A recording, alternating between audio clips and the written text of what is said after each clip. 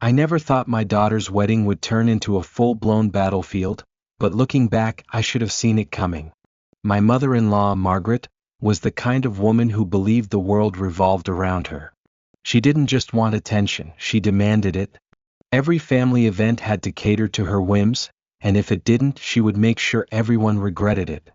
So when my daughter Sophie announced her engagement, I knew Margaret was going to be a problem. What I didn't know was just how far she would go to make the wedding about herself. From the moment planning began, she inserted herself into every decision, trying to change the venue, the menu, even Sophie's dress. But nothing prepared me for what she pulled at the rehearsal dinner. Picture this: a beautifully arranged dinner, close family and friends raising their glasses to celebrate the couple.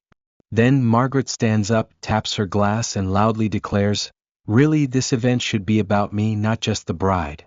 The room fell silent. Sophie's face remained calm, but I saw the flicker of something dangerous behind her eyes. Then, with the sweetest smile, she said, "Oh, Grandma, you're going to love this." Surprise. Margaret frowned, sensing something was off. But it was already too late. The next day, as the wedding began, Margaret arrived in a full-length, white beaded gown, because of course she did. She strutted into the venue like she was the main event, barely acknowledging Sophie. But just as she was basking in stolen attention, the wedding planner grabbed the mic and said, "Before we begin, we have a special tribute, dedicated to someone who really wanted the spotlight today." Margaret's smile faltered. Then the screen behind the altar lit up. What followed was a slideshow, first of Margaret's own wedding photos, then texts and emails of her trying to sabotage Sophie's wedding. Every demand, every complaint, every underhanded comment she had made over the past few months was laid bare for everyone to see. The guests gasped, then laughed. Margaret's face turned ashen. And just like that, the woman who tried to steal my daughter's wedding finally got what she wanted. All eyes on her. But that was just the beginning. Because Margaret wasn't done fighting yet, and neither were we. Margaret had always been a problem, but she took it to another level when Sophie and Daniel got engaged. The moment the ring was on Sophie's finger, Margaret started making her demands known. "A big, traditional church wedding is what you need," she insisted. "Not some outdoor nonsense." Sophie and Daniel had their hearts set on an elegant vineyard wedding in Napa Valley, a golden sunset, rolling hills, and an intimate atmosphere.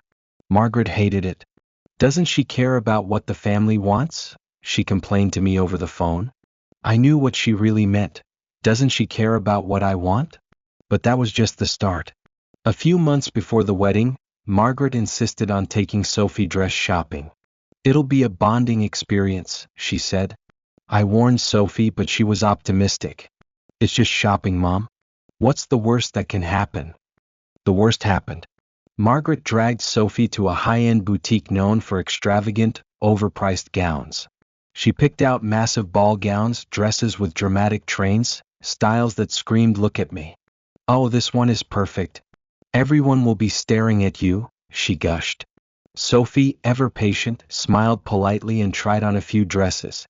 Then she found the one, a stunning A-line gown, simple and elegant, with delicate lace detailing. She stepped out of the fitting room beaming. Margaret's face twisted in disgust. "That's it? It's so plain." "I love it." Sophie's voice was firm. Margaret huffed. "Fine. But I'm getting my dress now." When she did, Margaret picked a floor-length, white beaded gown. A wedding dress. I stared at her in disbelief. "Margaret, that's white." She smirked. "So, white is my color." Sophie clenched her jaw but let it go. I could see the anger simmering, but she didn't take the bait. She was saving it for later. The night before the wedding, we had an intimate rehearsal dinner at a cozy restaurant. It was supposed to be a quiet evening with close family and friends. But Margaret had other ideas. She invited her own guests, distant relatives, old friends of hers, even a few business associates. People Sophie and Daniel didn't even know. "This is a family event," she announced, seating herself at the head of the table like she was the bride. All dinner long, she made passive-aggressive comments. When I got married, we had twice the guests. My wedding was the event of the year. Sophie ignored her. But I saw the hurt in her eyes. Then Margaret stood up, tapping her glass. The entire restaurant quieted. "I just want to say how grateful I am for this wedding," she began. "After all, it's a celebration of family. And I am the matriarch of this family. Really, this event should be about me, not just the bride." Silence. Daniel's hand tightened around Sophie's under the table. My stomach dropped. But then Sophie did something that made me proud. She smiled. A slow, knowing smile. "Oh, Grandma," she said sweetly, "then you're going to love this surprise." Margaret frowned, sensing a trap. Sophie simply sipped her wine and glanced at our wedding planner, who was smirking at the other end of the table. Margaret had no idea what was coming. Margaret spent the night glaring at Sophie, probably trying to figure out what this surprise was. But Sophie played it cool, chatting with guests and acting completely unbothered. That was the scariest part. Margaret was used to people getting upset, used to being the one pulling the strings. But now she was the one being played. And the next day at the wedding, she walked straight into the perfect trap. Margaret strutted into the venue wearing her white gown, head held high, expecting admiration. And to be fair, some guests did compliment her, at first. But she barely acknowledged Sophie. Instead, she made her rounds, soaking up the attention. I overheard her whispering to one of Daniel's aunts, "Doesn't she just look young in that dress? Honestly, I don't think she's ready for marriage." Oh, she was really pushing it. Then, just as guests were settling into their seats, the wedding planner took the microphone. "Before we begin, we have a special moment to share, dedicated to someone who really wanted the spotlight today." Margaret's smug smile faltered. That's when the slideshow started. The ultimate humiliation, a massive screen lit up behind the altar. The first few slides showed Margaret's own wedding. A Margaret in her original white wedding gown. A Margaret at her reception. A Margaret cutting her wedding cake. Some guests chuckled awkwardly. Then the slideshow shifted. The next images were screenshots of texts and emails she had sent over the past few months. "The venue should be a traditional church. This vineyard is ridiculous. I don't care what dress she wants, she looks like a librarian. This wedding should be about me. She needs to show some respect." Gasps rippled through the crowd. People started whispering. Margaret's face drained of color. And then the final message, "Since this wedding means so much to you, Margaret," the wedding planner announced with a barely concealed smirk, "we wanted to take a moment to honor your big day too." Silence. Then clapping. Someone in the back started it, then another and another. Soon the entire room was applauding. For Margaret. Mocking her. Margaret sat frozen, her hands gripping the table so hard her knuckles turned white. She turned to me, eyes blazing. "You knew about this, didn't you?" she hissed under her breath. I sipped my champagne. "No idea what you're talking about, Margaret." Up at the altar, Sophie raised her glass. "To my wonderful grandmother who taught me a valuable lesson. Sometimes the best way to deal with selfish people is to give them exactly what they ask for." The guests laughed. Margaret shot up from her seat. Her face twisted with rage. "How dare you embarrass me like this at my own granddaughter's wedding?" Sophie, still eerily calm, smiled. "Oh, Grandma, I thought this wedding was supposed to be about you. Aren't you happy?" The tension was thick. Some guests pretended to sip their drinks, avoiding eye contact. Others, especially those who knew Margaret's true nature, were barely holding back their amusement. Then Margaret turned to my husband, David. "You're going to allow this?" she demanded. David exhaled slowly. "Mom, maybe it's time you learned that not everything has to be about you." That hit her. For a brief second, shock flickered across her face, like she had never even considered that her own son wouldn't take her side. Then just as quickly her face hardened. She grabbed her purse. "Fine," she snapped. "Enjoy your little show." And with that she stormed out. The guests cheered. The music resumed. I thought that was the end of it. But Margaret wasn't the type to accept defeat. She was already planning her next move. For a while, it seemed like Margaret had finally given up. She was gone, and we all assumed she had sulked back to her hotel to lick her wounds. The ceremony went on as planned. Sophie and Daniel exchanged vows under the golden sunset, and the atmosphere finally felt peaceful.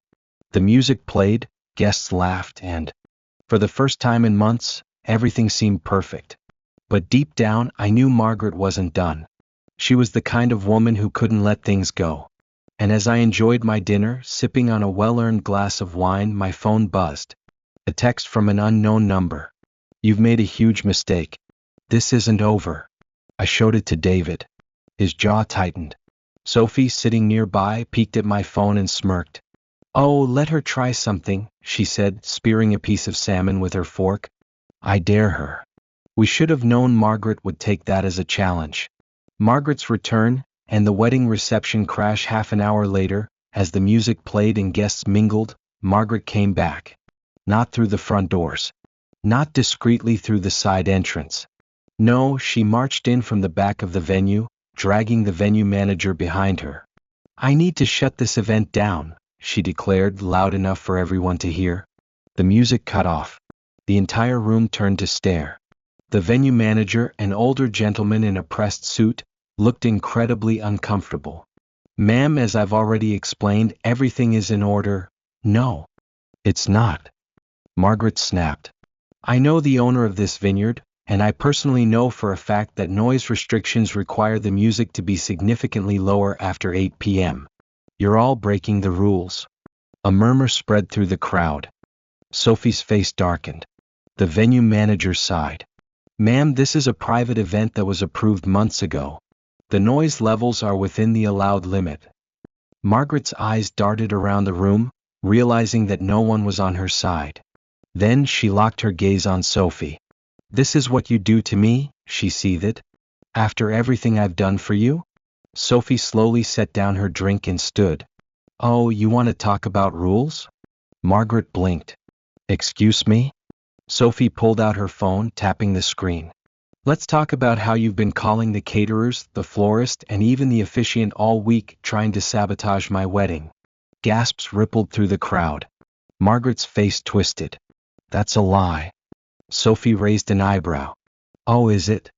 She held up her phone. "Because I have recordings." Silence. Then Sophie turned to the wedding planner. "Play them." The wedding planner, grinning like the devil herself, pulled out a small speaker and pressed a button. Margaret's own voice filled the venue. "I don't care what my granddaughter ordered. Switch the flowers to lilies. I hate roses." Another recording played. "This wedding is a joke. Honestly, it should be canceled. The groom's family won't even notice if they show up and the tables are empty." And then, the worst one. "Why does she even get a wedding? She doesn't deserve this. If anything, I should be the one people are celebrating, not her." The room erupted in whispers. Margaret's face contorted into something between shock and fury. She opened her mouth, then closed it. "Caught." Sophie tilted her head. "Tell me again how you support me, Grandma?" Margaret couldn't. Daniel's mother, who had been quiet all night, suddenly stood. "So you're the reason the catering was a mess yesterday?" She turned to Daniel. "You told me there were problems with the delivery." That was her. Daniel nodded, his jaw tight. Margaret spun toward me. "You're just going to let her do this to me?" she hissed. I raised my glass. "Margaret, sweetheart, you did this to yourself." A few guests laughed. Margaret's hands clenched into fists. She was seething. Then Sophie, still perfectly calm, leaned in close and whispered something into Margaret's ear. Margaret's face went ghost white. She staggered back, her eyes darting around the room as if searching for an escape. And then, without another word, she turned and walked out. For good. Sophie dusted off her hands and sat back down. David let out a slow breath. "What the hell did you just tell her?" Sophie just smiled. "Oh, nothing. Just a little family secret she wouldn't want getting out." And with that, the party continued. Margaret had finally lost. But something told me, this wasn't the last we'd hear from her. After Margaret stormed out, the tension in the room finally lifted. The music started playing again, the guests returned to their conversations, and for the first time all evening we felt free. Sophie and Daniel shared their first dance under the twinkling fairy lights, their happiness unshaken. It was as if a dark cloud had passed, leaving behind the perfect night. I let out a deep breath, thinking maybe, just maybe, This is finally over. I should have known better. Margaret wasn't the type to accept defeat. She was the kind of person who needed to have the last word. And while we were dancing, drinking, and celebrating, she was already planning her next move. About an hour after Margaret left, everything seemed normal, until two uniformed police officers walked in. The room fell silent. Forks paused halfway to mouths. Conversation stopped. The DJ lowered the music. Whispers rippled through the crowd. Sophie shot me a look. "Oh, you've got to be kidding me." One of the officers cleared his throat. "We received a complaint about a disturbance and a possible altercation at this venue." An altercation? It took less than 3 seconds to figure out who was behind this. Daniel stepped forward, keeping his voice calm. "Officers, this is a private wedding reception. There's no disturbance here." The second officer glanced around, taking in the elegant decorations, the well-dressed guests, the calm atmosphere. "It does seem pretty normal." Sophie folded her arms. "Would you mind sharing who made this complaint?" The officers exchanged a look before the first one sighed.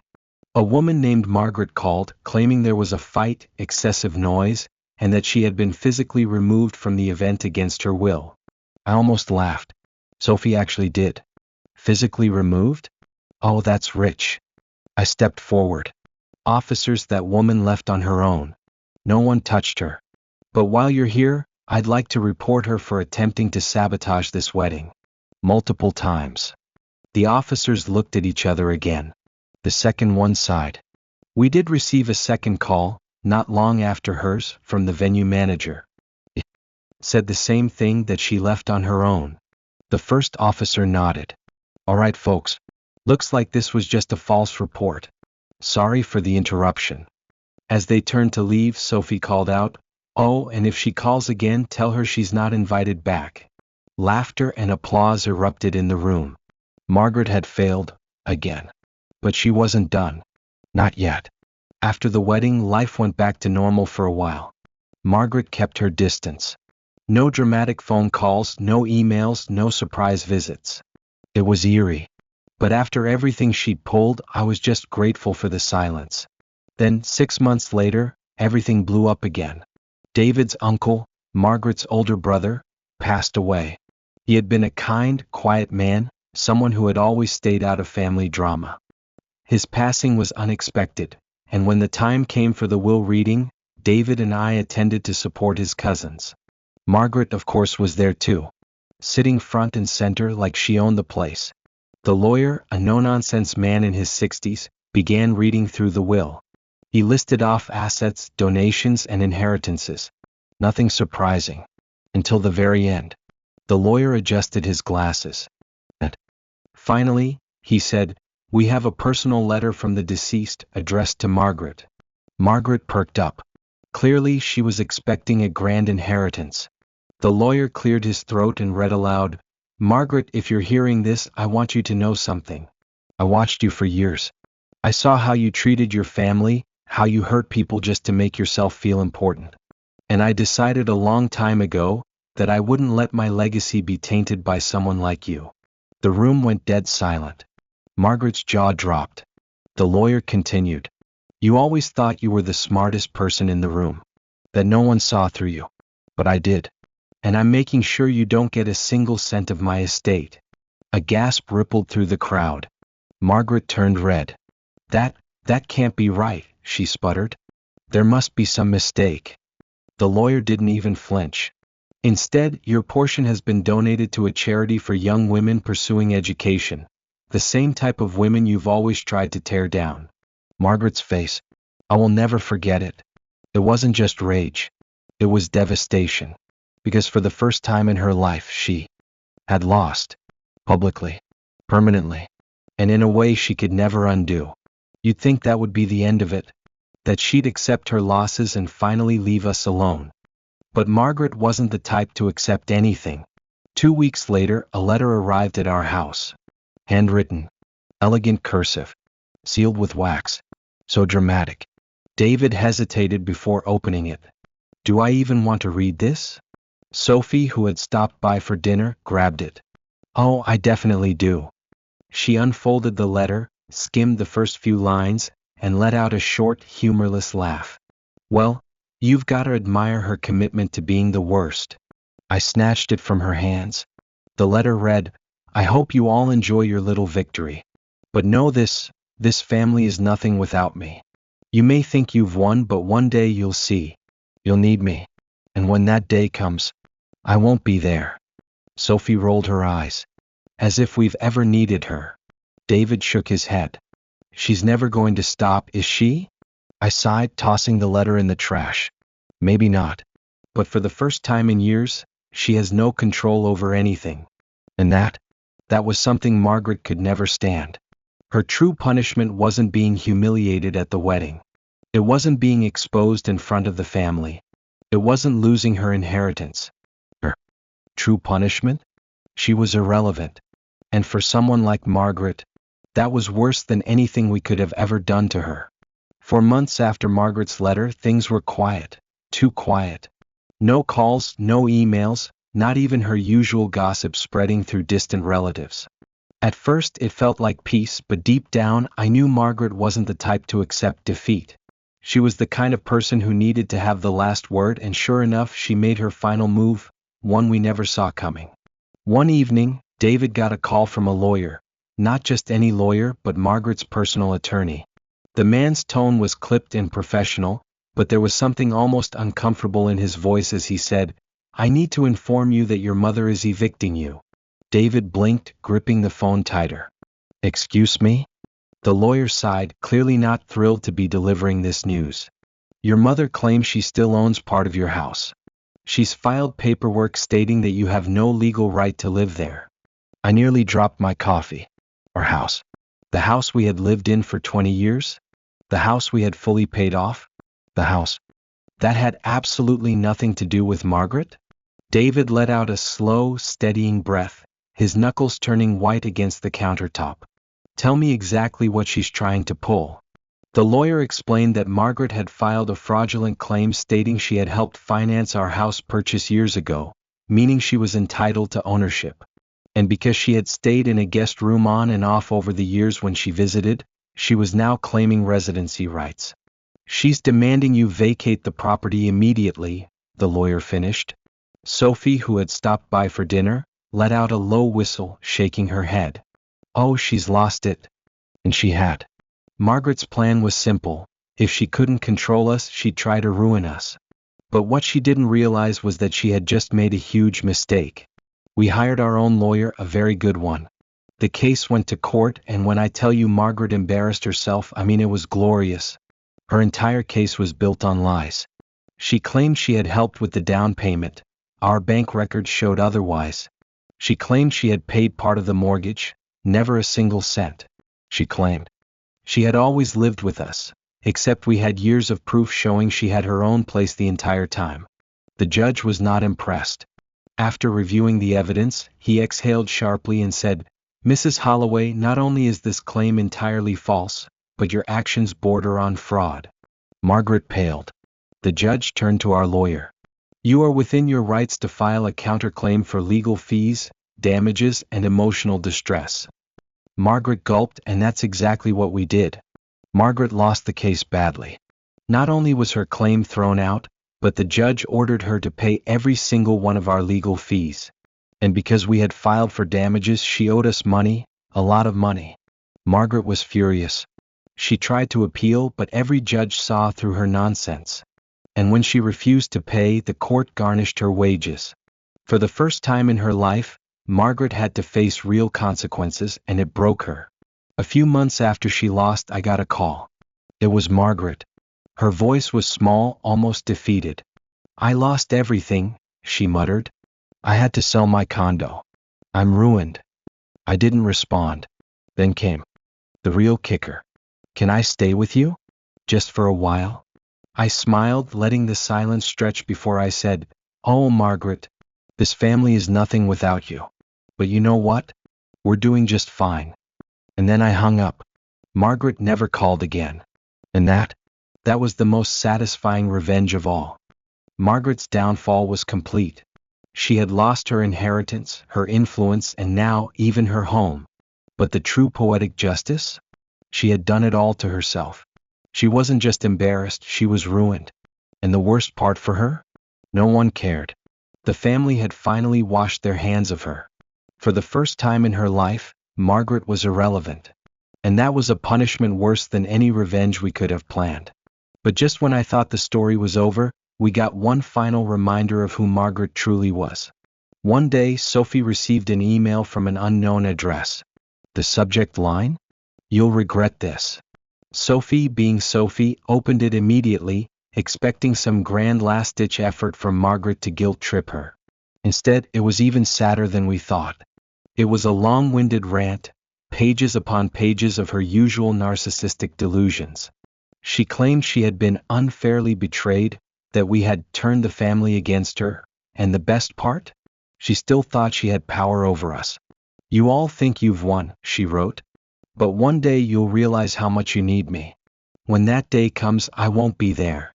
Sophie laughed out loud and hit delete. "She still thinks we need her," she said, shaking her head. "That's cute." Margaret had spent her whole life trying to control everything. And now, she had nothing left to control. The final act of revenge wasn't us taking her down. It wasn't exposing her or humiliating her at the wedding. It wasn't even winning in court. The final revenge? We moved on. Margaret no longer existed in our world. We thrived. David and I focused on our marriage, Sophie and Daniel built a beautiful life together, and Margaret? She was a ghost of the past, screaming into the void, hoping someone still cared. But no one did. And that was the best revenge of all.